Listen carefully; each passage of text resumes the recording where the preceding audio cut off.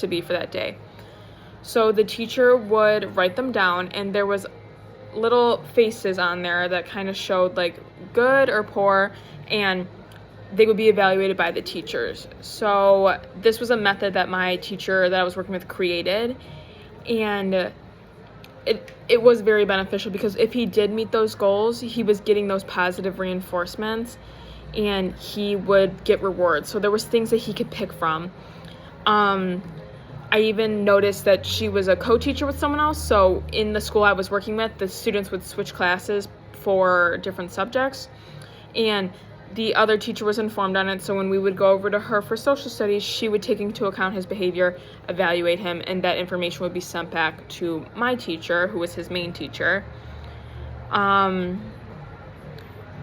So like this type of assessment in this point system helps the student compare to themselves. So they're able to improve and they're able to see their progress like for themselves. And the designer of the plan needs to accurately determine from the assessment how the behaviors will be addressed.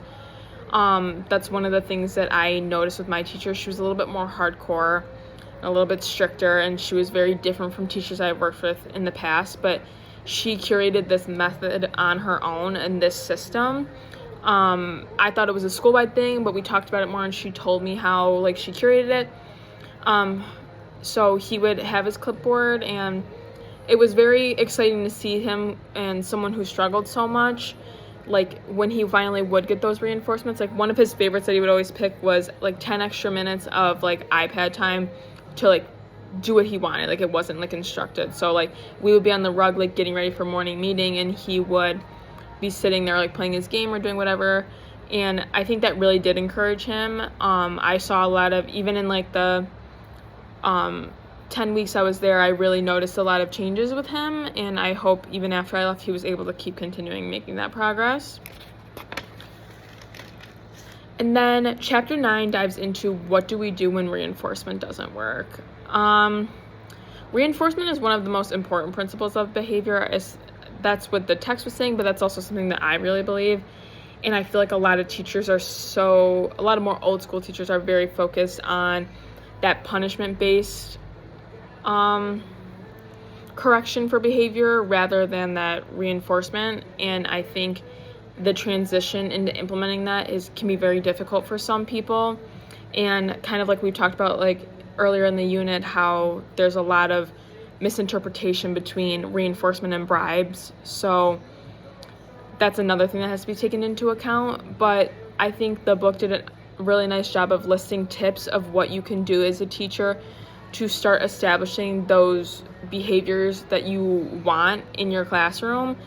And it kind of shows people who may be stuck in that punishment-based behavior management, like ways to implement reinforcement in your classroom. One of them is structure and establishing routines. It's shown to have a huge benefit for academics and behaviors as well. I noticed when I was in a kindergarten class in the fall for a JP placement, the students always knew what to do. They really enjoyed having routines. It gives them independence. It really helps them develop, and it really helps them, like I said, like gain that independence. And they like doing things on their own, and they like not having to be told to do those things. And other things is having clear expectations. I think that's the thing that you should start from the very first day. I think getting the students involved with expectations. Same thing in that kindergarten class. They had their list of rules up on the wall, and they curated them together, and all of the students signed it, and my teacher constantly was monitoring them and setting reminders and pointing up to the wall. Remember, we created these together, and like it kind of gives them that accountability more. Behavior is not a set it and forget it type of thing, so those constant reminders and monitoring is really important. Another thing is keeping students engaged in learning. Students have a lot of different learning styles, and you know, if you implement the use of choice or peer work and collaboration or positive feedback, you have to implement those different strategies to meet the needs of not just one student, but all of your students, to keep them more engaged. You can add more games or make learning fun for them.